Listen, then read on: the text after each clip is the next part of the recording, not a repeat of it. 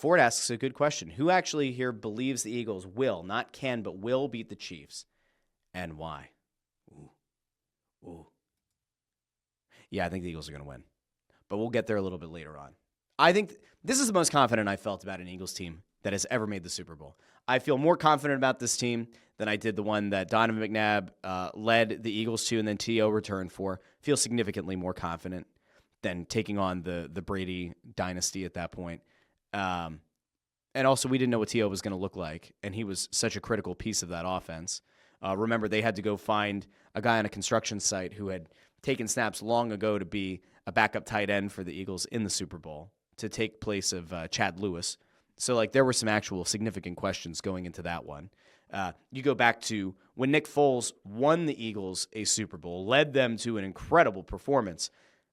We all, despite the fact that Nick Foles did very well in the playoffs leading up to the Super Bowl, we all had the question, like, can he keep up with Tom Brady?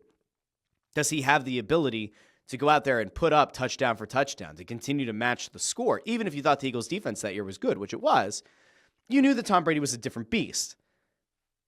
And then you go back to 2 years ago, and I look at this defense, specifically this defensive coordinator versus the one from 2 years ago, Gannon, who was also halfway out the door with a job offer from Arizona essentially on the table.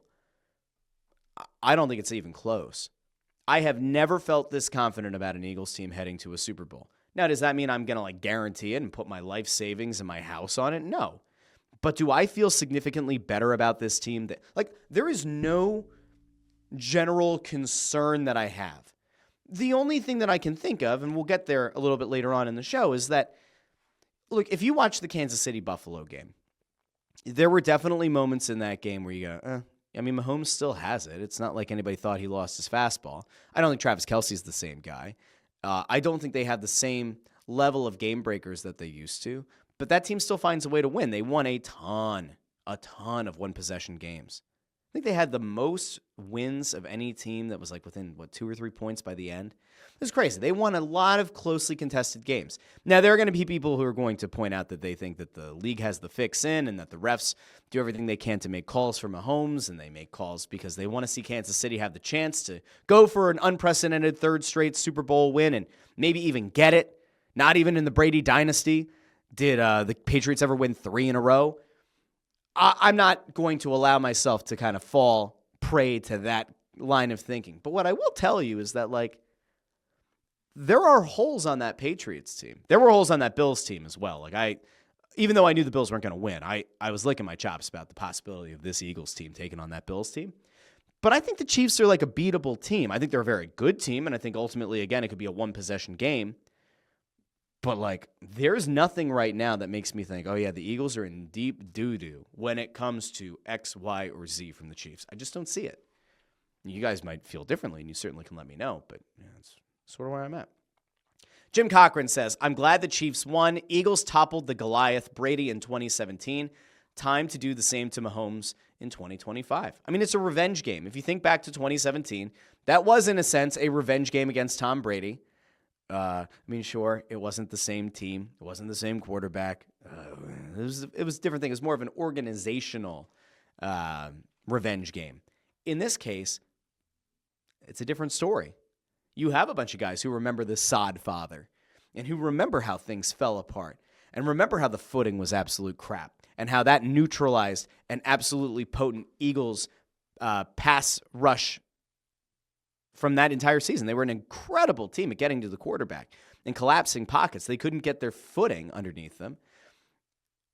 This certainly seems different unless the Sodfather is going to show up and work his black magic again on the, is he going to like do some voodoo magic? I mean, I know it's down in New Orleans and I know they got the Mardi Gras.